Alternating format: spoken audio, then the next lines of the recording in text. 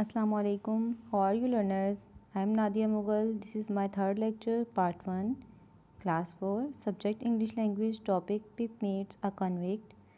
Now learners, open your textbook, page number 14.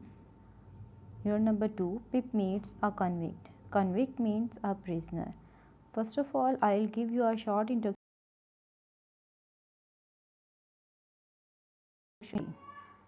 So,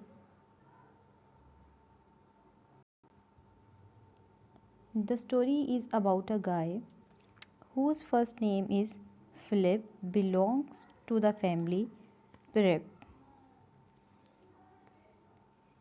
This boy is Philip, who belongs to the family Prep. When he was a child, he couldn't call his full name, so he called himself Pip. His sister is married with blacksmith. He is telling us about the area where he lives is marshy area or muddy area. Once he was visiting his father's grave and feeling sad because he realized he has no parents and started to cry. At the same time, he heard a noise behind him, or there was a man who basically warning him, don't make a noise, otherwise I'll cut your throat. So next the man who was a prisoner or the convict warned Pip and asked his name. The boy told his name and the place where he lived. And then prisoner emptied Pip's pocket and took the small piece of bread and started to eat bread hungrily. Hungrily because the convict or that man who frightened the boy was hungry. Now prisoner asked about his parents. He points to grave. Then the prisoner asked where he lived with. Then Pip tells he lives with his sister and his husband, who is a blacksmith. When the prisoner heard that his brother-in-law is a blacksmith, he said to Pip to bring him a file to cut his iron chain, and he warned he does not get the file, which will help him cut the chain, and some food. Then in the next story, Pip is telling us that he was frightened because of the prisoner, as he warning him that he will take out his heart and liver, then roast it and eat it if he does not bring the file and the some grub or some food. So he jumped down the tombstone because he was very scared. He also said if he does not bring all things to the old battery, then he let him live. Or if he does bring all the things, then he betray them to the old battery, then he let him go or leave him. He also warned him, there is another man behind the fort. When you compare me with that prisoner, I am an angel. The boy said, I am an angel because the other man is prisoner, convict, and the terrified person.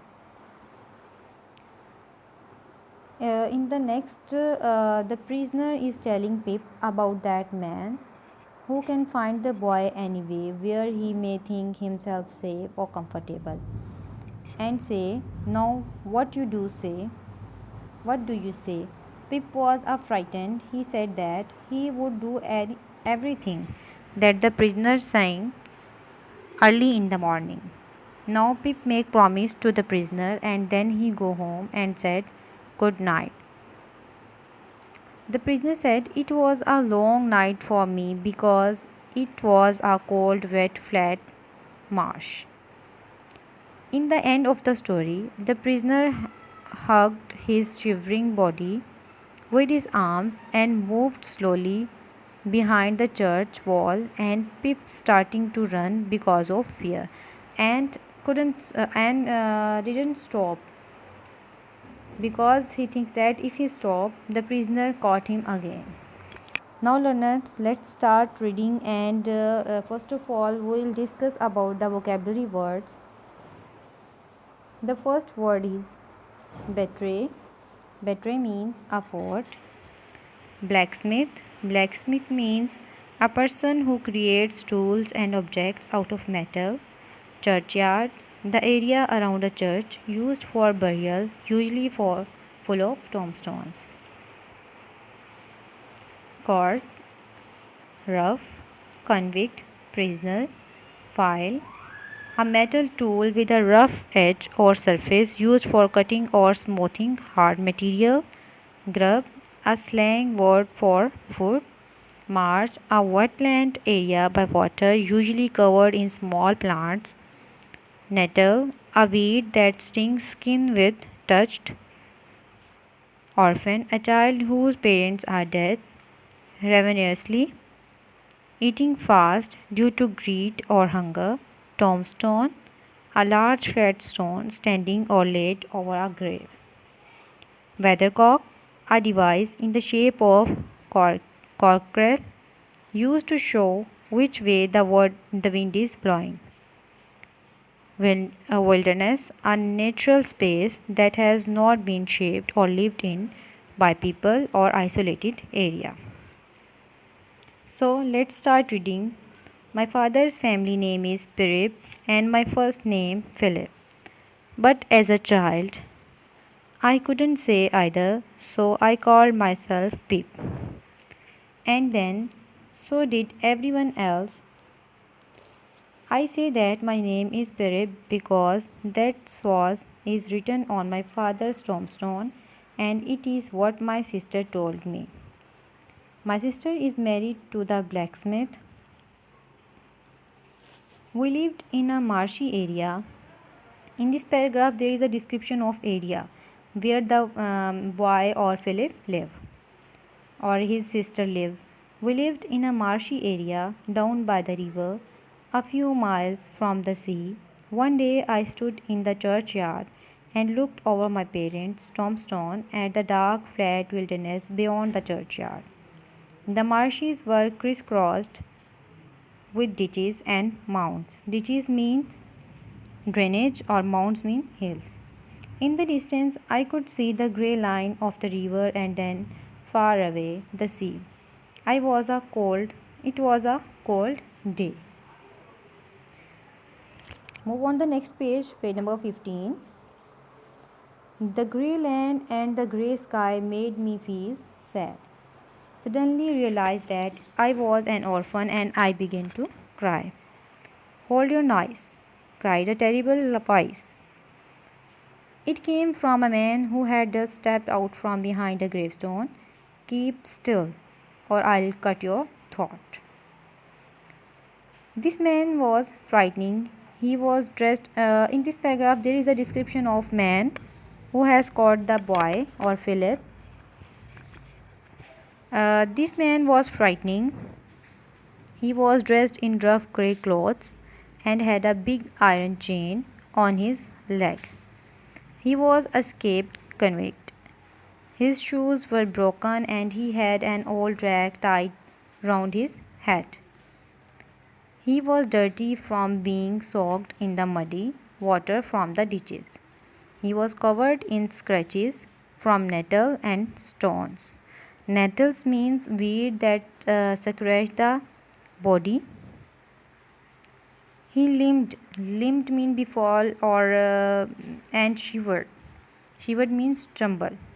And glared. Glared means stare and growled. Growled means deep sound. His teeth chattered in his head and he seized me by the chin. Seized mean grasped me.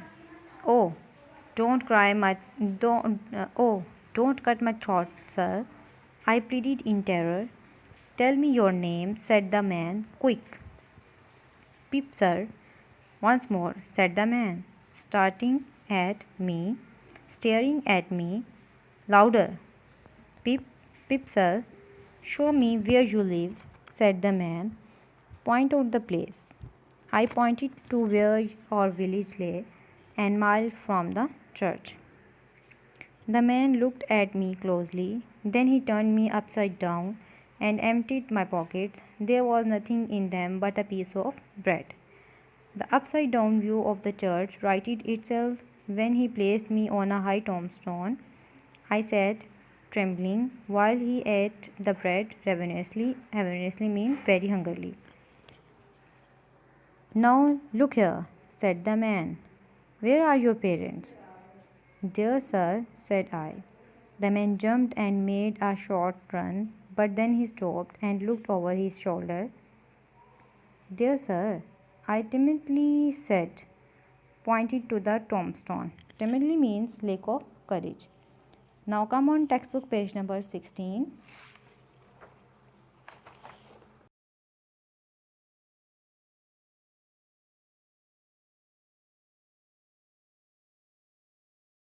Make up my mind about. My sister, sir. Mr. Joe Gargray, wife of Joe Gargray. Mrs. Joe Gargray, wife of Joe Gargray, the blacksmith, sir. Blacksmith? Ah, said he. He looked down at his leg. After looking at his leg and me several times, he took me by both arms and tilted me back and as far as he could hold me. Then he stared into my eyes. Now look here, he said. I need to decide if I will let you live. Do you know what a file is? Yes, sir. And you know what grub is? Grub means food. Yes, sir. After each question, he tilted me over a little more.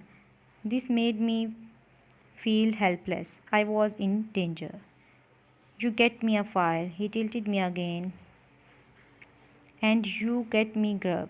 He tilted me again. You bring them both to me. He tilted me again. Oh, I'll have your heart and liver out. He tilted me again. I was dreadfully frightened and hoped that he would not drop me. I clung to him with both hands. He dipped me backwards and rolled me round, so that the church seemed to jump over its or weathercock. Then, still holding me up on the tombstone, he went on. Early tomorrow morning, bring that file and the grub. You bring the lot to me at that old battery or there. If you do it and you don't say a word about me, I will let you live. If you fail or say anything at all about me, then your heart and your liver shall be torn out, roasted, and eaten. Now I am not alone. There's a young man hiding with me. In comparison with him, I am an angel. Textbook page number 17. That young man can hear us now. That young man has a secret way of getting at a boy and at his heart and at his liver. A boy can't hide himself from that young man. A boy may lock his door, may be warm in bed, may tuck himself up, may draw the clothes over his head, may think himself comfortable and safe. But that young man will softly creep his way to him and tear him out open. I am keeping that young man from harming you at the present moment with great difficulty. I find it very hard to hold that young man off of your inside. Now, what do you say? I was so frightened. Frightened means afraid. But I said that I would get him the file and I would get him what broken bites of food I could. And I could come to him at the battery early in the morning. Promise on your life, said the man. I promised. And he took me down from the top of the tombstone. Now, he went on, Remember that promise and remember that young man and get home. Good night, sir. I stammered. Stammered mean to keep repeating. It is going to be a long night for me, said he. He looked at the cold, wet, flat marsh. I wish I was a frog or an eel. He hugged his He hugged his shuddering body in both arms. Shuddering means shivering, as if to hold himself together, and limped towards the low church wall. He got over it slowly, like a man whose legs were numbed and stiff, and then turned round to look for me. When I saw him turning, I was frightened again and ran home without stopping. Okay, learners. Allah Hafiz.